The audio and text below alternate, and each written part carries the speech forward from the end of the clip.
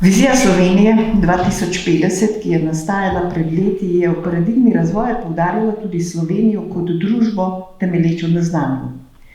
Uresničevanje take vizije pa je dolgotrajen proces, ki zahteva preoblikovanje družbenih, medsebojno povezanih podsistemov.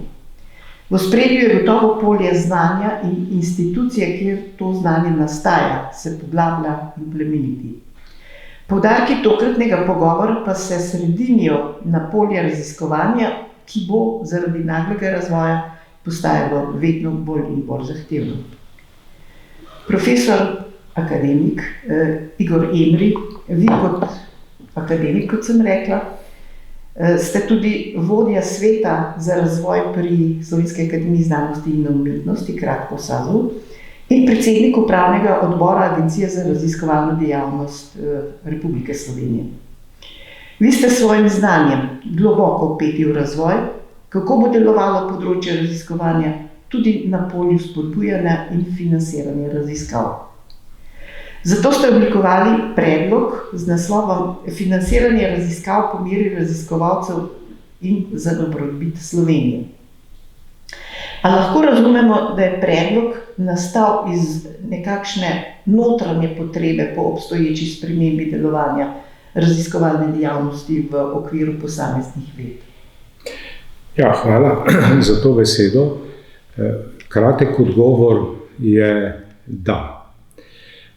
Izhodišče ideje, da je treba formirati nov način ali pa oblikovati nov način financiranja raziskovalne dejavnosti v Sloveniji, sta analiza Umarja in analiza, ki jo je naredila delovna skupina Slovenske akademije znanosti in umetnosti in Inženirske akademije Slovenije, in jo je vodil profesor Glavič. Obe te študiji kažeta, da Slovenija sicer raste, ampak relativno na evropsko povprečje in relativno tudi na nove članice Evrope nazaduje. Se pravi, velika večina držav, Češka, Slovaška, Latvija, Litva in tako naprej, ki so bile leta 1991 za nami, so nas prehitele in nas močno prehitevajo. To pomeni, da če Slovenija ne bo naredila neke korenite spremembe na področju invencij, inovacij, tehnoloških prebojev, je težko pričakovati, da bi se nivo življenja v Sloveniji dvignil, kot bi si to želeli. In iz tega razloga, se pravi, to je bil povod, da smo se odločili, da je treba pripraviti nek nov predlog financiranja. Zdaj, zakaj nov predlog financiranja? Ker financiranje znanosti je v resnici edini inštrument, s katerim vi lahko usmerjate aktivnosti raziskovalca. To je tako, ko sva šla sem rekel, ker nastaviš hrano, živali tečejo tja. Skratka, financiranje je edini inštrument, s katerim lahko država usmeri raziskovalce iz točke, kjer zgolj pišejo članke, v smeri implementacije teh znanj v neke konkretne tehnološke in družbene rešitve. No, v vašem predlogu je poudarjena težnja po povezovanju, sodelovanju, tako znotraj samih področij, kot med različnimi področji. Zakaj tako izrazit poudarek prav na tem? Kje so obstoječe hibe sistema? In predlog novega načina financiranja vsebuje 3 stebre.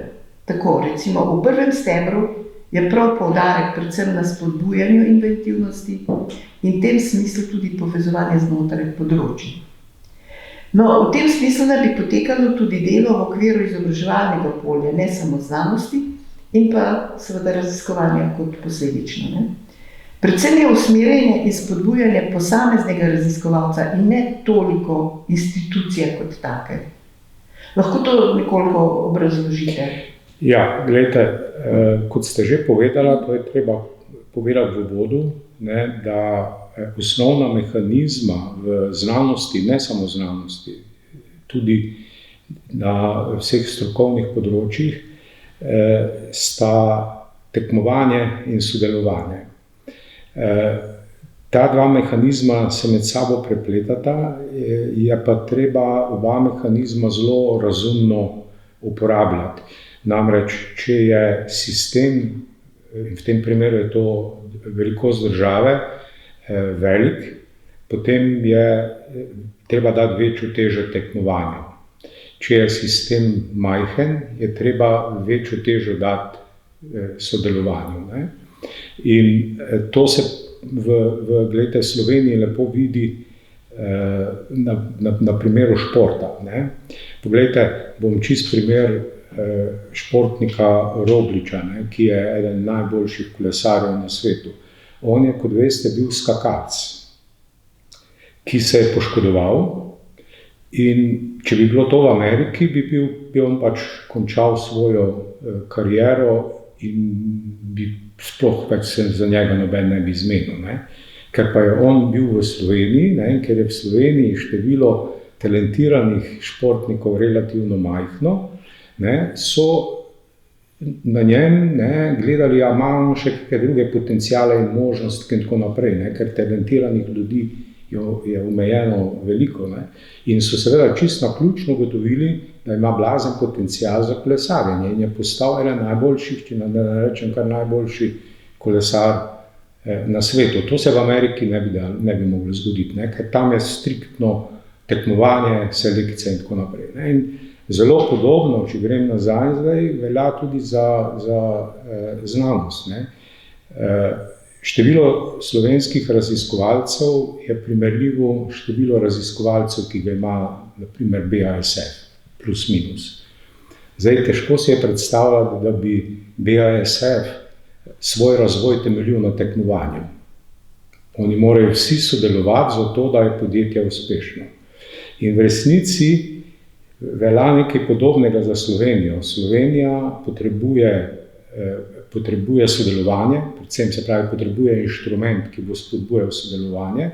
Seveda, ključ znanosti je odličnost in na koncu seveda je pa znanost dolžna tudi nekaj povrniti družbi. In zato so te trije stebri. Ne. Prvi steber je za spodbujanje sodelovanja, drugi steber je za spodbujanje odličnosti in tretji steber financiranja je namenjen temu, da znanost prelevi svoje znanstvene dosežke na znanju temelječe invencije, tehnološke preboje, ne samo na področju tehnike, ampak tudi ali pa predvsem na področju družboslovja, ker jaz mislim, da trenutno ne samo v Sloveniji, ampak v svetu manjka več družboslovnih inovacij kot pa tehničnih. Ne. Tehnika je naredila bistveno večji napredek kot pa družbena ureditev iz večjih razlogov. Tudi ta, ker je čas, ne, da generacija 20 let, 10 let, 20 let mora miniti, da se družbina kaj spremeni. V tehniki je pa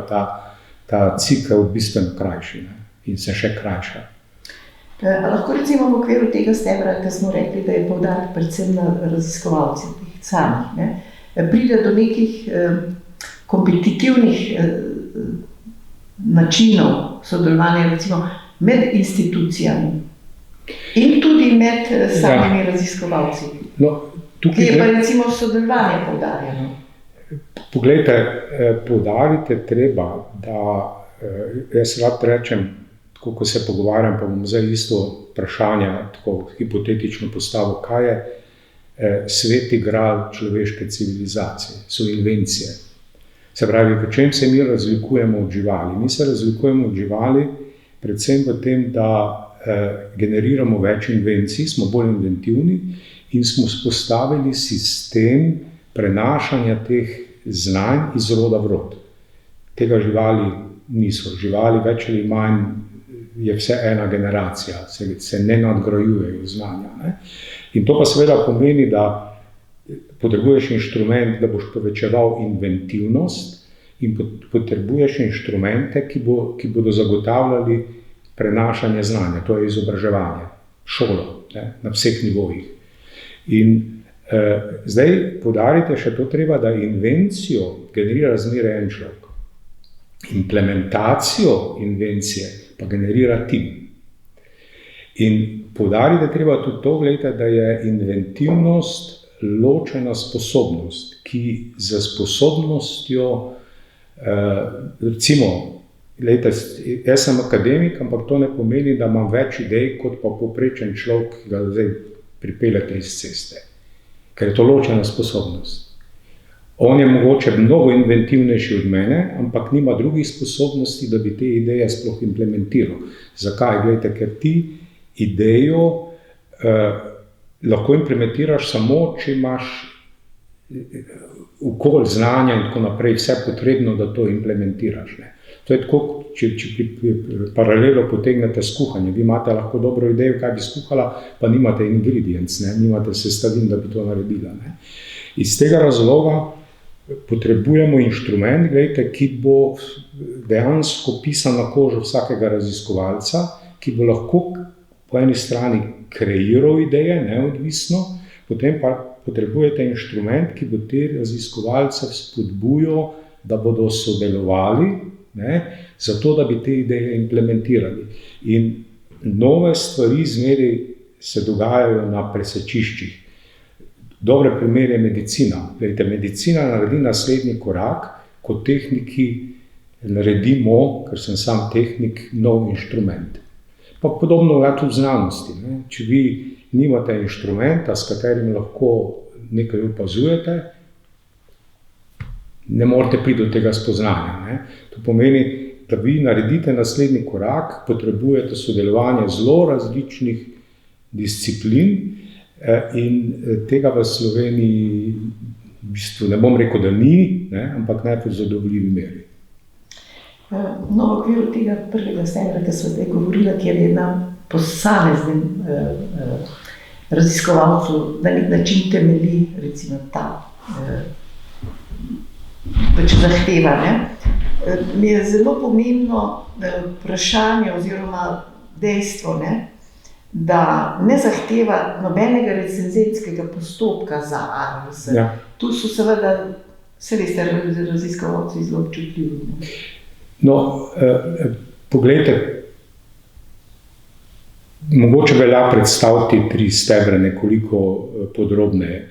Lejte, prvi steber je na nek način to, kar imajo ne samo ameriške univerze, ampak tudi veliko evropskih, da takoj, ko si ti profesor, učitelj, ne, na neki inštituciji, ti inštitucija zagotovi neka minimalna, ki pa niso tako majhna, sredstva, da ti lahko sploh delaš. Težko sem, gledajte, jaz kvaliteten učitelj, če ne morem, knjig kupiti, če ne morem na nobeno konferenco iti in tako naprej. Ne.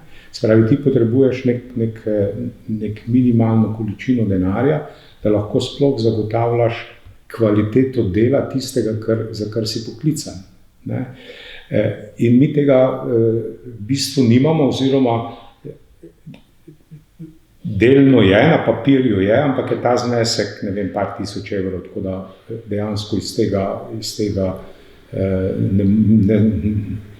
ta količina denarja ne omogoča, da bi raziskovalec lahko resnično samostojno deloval, tako kot bi to naj bilo. No, zdaj, tlele, mogoče bom takoj to komentiral, gledajte, ker je bilo več pomislekov, so rekli, ja, zdaj bo, po kakšnih kriterijih se bo pa to dodeljevalo. Ja, po kriterijih izvolitve, se mi imamo izvolitveni postopek. Zdaj, če so ti izvolitveni postopki slabi, to je drugo vprašanje. Ne? To ni vprašanje, ki je vezano na ta mehanizem. Ne? To pomeni, da je treba potem izvolitvene kriterije na vseh inštitucijah dvigniti na najvišji nivo.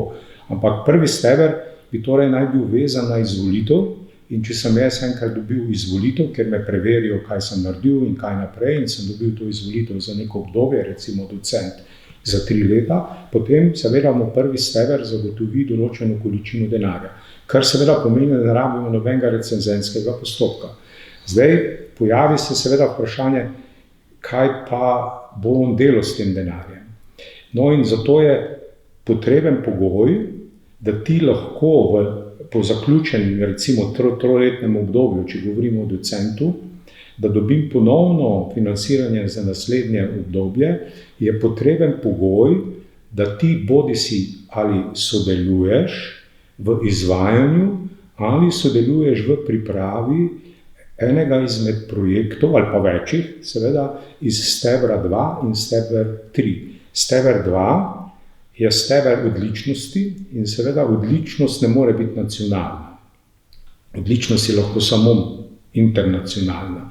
Torej, cilj stebra 2 je konkuriranje na evropskem parketu, mi smo ena država, pridobivanje evropskih sredstev, tako ERC in te drugi evropski projekti, kako tudi seveda projekti, ki jih lahko nekdo dobi od neke korporacije.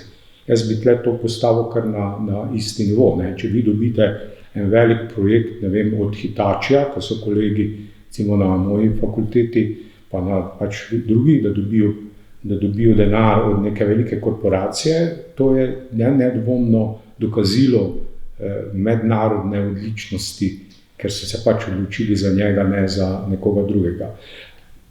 Tretji steber, je pa steber, ki je namenjen projektom, velikim projektom, ki so pa ciljno usmerjeni, ne, in ki bi naj omogočili, da raziskovalci svoje ideje implementirajo in pripeljejo do nekih konkretnih tehnoloških prebojev novih podjetij in tako naprej. Ne.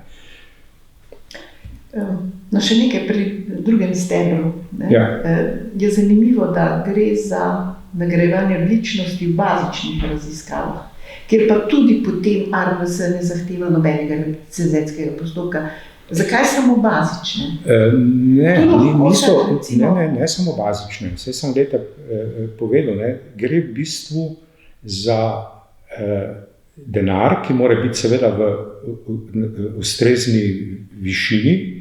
Recimo, da je to, tega nismo v kriterijih postavljali, ampak recimo, da je to, ne vem, 100-200 tisoč na letni osnovi, kar pomeni, da je ta recenzija bila upravljena bodisi na evropskem nivoju ali pa znotraj podjetja.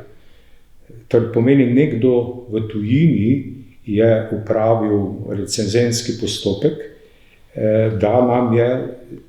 da nas je izbral in da nam je zagotovil financiranje za izvajanje te raziskovalne aktivnosti. To pomeni, da ta drugi steber vključuje eno in drugo. Se pravi, vključuje projekte, ki so napisani za ERC in tako naprej, se pravi vse evropske projekte, plus projekte, ki jih posamezni raziskovalci pridobijo recimo od velikih korporacij. Ne? Tako da to je pa aplikativno, torej oboje. Ne? In tudi ta steber potem takem ne potrebuje lokalne evaluacije. Ne? Ker je že tam evaluiran. No, pri tretjem stebru ste pa rekli, ne, da gre v bistvu za aplikativnost, recimo tistega, kar je recimo raziskovalec pri prvem, drugem stebru recimo na nek način absolviral. A gre v bistvu potem pri tem prav za konkretne projekte? Tako je. Ne? Tretji steber je dejansko steber, ki bi moral ideje pripeljati vsaj do tehnološkega nivoja 6-7. Zdaj, z teh nivojev je 9, 6-7 pa pomeni, da vi funkcionalnost tehnološkega preboja demonstrirate v laboratorijskem, zdaj mislim, da je v laboratorijskem, 6 je v laboratorijskem okolju. Se pravi, ta tehnološki nivo je nekje nivo, ko bi rekel, postane zanimiv že za korporacije. Ne? Se pravi, če vi imate neko tehnologijo na tehnološkem nivoju 6-7, je velika verjetnost, da boste lahko dobil financiranje z strani nekega podjetja, nekega mogoče poslovnega sklada, ne? Ki vlaga v to vrstna podjetja. Ne? Se pravi, ali pa sam formiraš neko spin-off podjetja. Ne?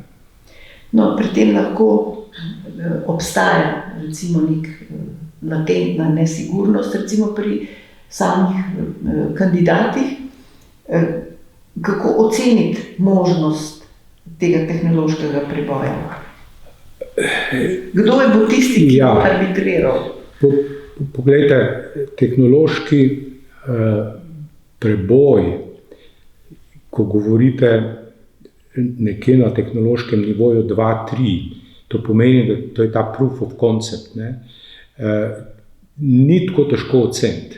Težko je oceniti, če vam jaz dam članek za prebrati. Ne? Če pa vam jaz demonstriram funkcionalnost mojega izuma, mojega znanstvenega dosežka, ki sem ga implementiral v neko rešitev, in jaz ta primer zmeraj pokažem. Jaz imam tehnološki preboj na področju zvočne izolacije, ne, ki je 3 do 10 krat boljša od vsega, kar obstaja. To vam jaz lahko zvočnik, pa vam pokažem, pa to vsak sliši, vsak ve. Se pravi, kaj hočem povedati je to, ne, da oceniti prebojne potenciale ni tako težko, kot je to oceniti kvaliteto znanstvene aktivnosti. Ne. To je, na znanstvenem področju je bistveno težje narediti kvalitetno evaluacijo nečesa, kot pa pri tovrstnih projektih. No, ampak tukaj, poglejte, je mišljeno tako, ne, da če imamo samo steber 3, ne, kjer bi naj bilo financiranje najmanj 1 milijon, 2 milijona na leto, torej mora biti ustrezno velik projekt, potem bo število teh projektov relativno majhno. Kar pomeni, da si mi lahko zagotovimo kvalitetno recenzijo. In mišljena je tukaj recenzija tako, da bi se ločeno ocenjeval znanstveni prispevek in ločeno družbeni prispevek. Ne. Znanstveni prispevek seveda bi bili 2 tuja recenzenta, en domač. Pri ocenjevanju družbenega vpliva te tehnologije bi pa 2 domača recenzenta in en tuj recenzent. In potem seveda na koncu bi bil panel, ki bi potem uskladil oceno in tako naprej. Skratka, mi bi na ta način lahko resnično zagotovili zelo kvalitetne recenzije, ne, ki jih zdaj ne moremo. Trenutno, gledajte, ima ARRS v ekstremnem primeru tam nekje med 1500 do 2000 projektov. Vsak projekt morate oceniti vsaj 2 recenzenta. To pomeni, da ti pri vsakem razpisu rabiš vsak projekt po 2, zdaj dobro, recenzent lahko oceni tudi več, ne, ampak ti rabiš več 1000 recenzentov, da lahko to evaluiraš in spelješ na korekten način. In zdaj treba je seveda spet na glas povedati, čeprav je to mogoče težko. Glejte, če je nekdo recenzent za NSF, lahko to v svoj CV da, ker ni enostavno biti recenzent za, ne vem, ameriško agencijo ali pa recimo za ocenjevanje ERC-ov projektov. Če si pa ti recenzent za Slovenijo, pa ne vem, če je to tako mamljiva zadeva. Ne? In če bi pa mi imeli, tako kot je tukaj predlagano, gledajte, bi lahko za ocenjevanje teh projektov iz stebra 3 uporabili še en dodaten ukrep, ker bi bilo število teh recenzentov majhno, ker je število projektov majhno, bi mi lahko naredili nekaj, kar druge države ne naredijo, da bi recimo predsednik države na koncu leta vse te najboljše recenzente povabil in naredil sprejem, bi se jim dala recimo neka pohvala in tako naprej na državnem nivoju. Za takim ukrepom pa jaz mislim, da bi lahko spodbudili odziv tudi najboljših recenzentov. In jaz lahko to čisto na konkretnem primeru povem.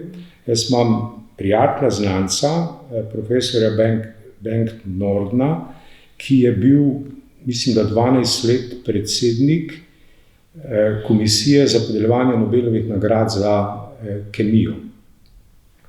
Mislim, on je svetovno znana zvezda, če smem tako reči, ga vabijo povsod.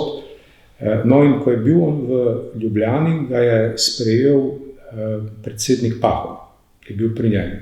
In on je takoj naslednji dan na svojo spletno stran to fotografijo, ne, ki je bila narejena v predsedniški palači, predstavil. In je pač napisal, ne, sem bil pač pri sprejemu pri predsedniku države Republike Slovenije. Skratka, mi bi zagotovitev, če zaključim, ne, tega stebra 3, ocenjevanja stebra 3, lahko z nekimi ukrepi si zagotovili najboljše recenzente in tudi kvalitetno speljali in dobili projekte, ki bi dejansko rezultirali v nekih tehnoloških prebojih, pa družbenih prebojih. Ne. In seveda, če bo takrat, ko bi recimo dobili te mednarodne avtoritete, ne, in bodo prisotni ali pa vključeni, involvirani v to ocenjevanje, je najbrž bo potem ne samo ozka strokovna, ampak tudi širša javnost vedela za njihova imena. To recimo raziskovalci pogosto sprašujejo. Poglejte, opcija, to smo tudi predlagali, ARRS, torej upravni odbor ARRS-ja in Svet za razvoj, da bi enkrat letno organizirali konferenco, kjer bi raziskovalci, katerih projekti so se v preteklem letu, se pravi eno leto nazaj, zaključili. To pomeni recimo, da tisti, ki bi poročali v jesen leta 2023, njihovi projekti bi morali zaključevati v 2022, ne? Se pravi eno leto nazaj, pa celo 2021. Ne? To so zdaj že detalji. Ne? Tako da tudi za te projekte tretjega stebra bi lahko celo imel javno predstavitev, zakaj pa ne? Ker gre za neke kompleksne projekte, ne, ki lahko Sloveniji pomenijo nek prebojni preskok. Ne. Poglejte, bom mogoče primer povedal, pa upam, da mi kolega ne bo zameril. Profesor Križan, ki je predsednik znanstvenega sveta agencije, ne, on je dobitnik ERC projekta, potem je pa dobil še en ERC projekt, Proof of Concept, ne, ki v smeri uporabe protonov v medicinske namene. Lejte, to je primer recimo takega projekta, ne, ki bi sodil v tretji steber in bi lahko Slovenijo postavil v svetovni vrh. V bistvu pa na to zdaj, mogoče vi veste, pa še ne vem, kdo to o tem ve in z tega ne bo nič, oziroma bo, ampak ne v Sloveniji, ne. Bo nekje drugje, ne. Recimo, tako, koliko časa pa bi eventualno ta predlog bil na nek način apliciran, recimo v... Dobro vprašanje. Glejte, predlog načelno bi lahko bil apliciran takoj. Zato, ker je bila ustanovljena delovna skupina, ki jo je vodil profesor Bohinc, on je tudi član Sveta za razvoj. V tej delovni skupini sta sodelovala še dva predstavnika ARRS-ja. In ta delovna skupina je preverila, a je tak način financiranja možno vpeljati v okviru danih finančnih zmožnosti agencije. In odgovor je da. Se pravi, lahko vpeljamo načelno takoj. Zdaj je ostalo odprto vprašanje, ali je v okviru pravilnika, ki ga ima ARRS, možno to narediti takoj. Če bi bil odgovor da, bi lahko rekel naslednji razpis, čez 3 mesece. No, in zdaj je ta delovna skupina bila dopolnjena še z pravnikom iz ARRS-ja, da pregledajo vse pravilnike in dokumente ARRS-ja, ki pač za agencijo veljajo, ali je možno takoj ta način financiranja vpeljati, ali je potrebno določene akte spremeniti. No, ampak glede na to, da se bo zdaj agencija tako rekonstituirala, bi bilo treba pač to v akte te nove agencije vključiti in potem je to možno v roku pač, razpis pač traja nekaj, da ga pripraviš, recimo, da ga pripraviš še mogoče 1-2 meseca, to pomeni, da bi lahko pred poletjem bi lahko razpis bil, ne. Osebno jaz mislim, da čim prej, tem bolje, ne. Samo, a bi bil lahko ta predlog tudi kompatibilen z novim zakonom o znanstveno-raziskovalni dejavnosti? Ja, te ni nobene konfrontacije. Poglejte, še to me zanima, ne? Namreč o vseh dokumentih, tako političnih, strokovnih ocenah, se projekcijah razvoja Evrope, pogojev tudi Slovenije, ne, poudarja preslabo inovativno okolje. In seveda morda pri Sloveniji še bolj, to, kar ste že v začetku rekli. Me zanima, kaj se je dogajalo zadnja desetletja, da je postal ta upad tako očiten? Pri nas, pa pogojno rečeno tudi v Evropi, ne. Z zaostrenimi geopolitičnimi razmerami pa utegne postati zaostajanje še bolj očitno. Kje so lahko vzvodi nekega obrata, če v znanosti in izobraževanju vemo, da je tu tek na dolge proge? To je zelo, zelo dobro vprašanje, s katerim sem se jaz, moram reči, ukvarjal leta in leta. Namreč s čim? Jaz sem ta tako imenovani adjunct profesor, delno gostujoči profesor na Kalifornijskem inštitutu in sem se zmeraj spraševal, kaj je bistvo, kaj je srž, zakaj so te ameriške, kot je, ne vem, Harvard, MIT in tako naprej, zakaj so oni tako dobri, mi pa nismo tako dobri. In zanimiv podatek je, da jaz tam School of Engineering zelo dobro poznam, ker sem tudi sam tam sodeloval in sodelujem še, vsaj delno. In sem vsakemu njihovemu profesorju našel ekvivalent slovenski. In sem v bistvu ugotovil, da sem naredil enako dobro šolo, kot je njihova, ne. In sem se potem spraševal, zdaj, v čem je težava. In da ne bom preveč dolgo vezal, težava je ravno, glejte, v tem, da te male inštitucije, kot je Caltech, zaradi majhnosti zagotavljajo dnevno komuniciranje med različnimi disciplinami.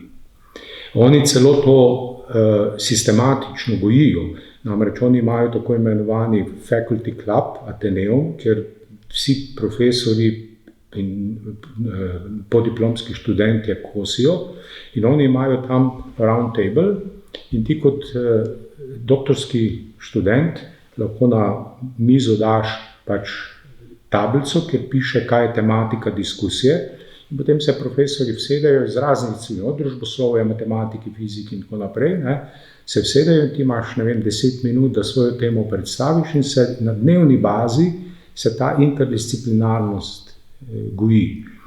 In tega v Sloveniji ni, ne. V Sloveniji, glejte, je tako, da je, ne vem, ekonomska fakulteta pač tam, kjer je, strojna fakulteta je tam, kjer je, ne, in družboslovna fakulteta je ne vem, ki je. In zdaj še čist kot zanimivost, ne, Svet za razvoj, zdaj malo skače, mogoče z mislijo, pa v bistvu ne.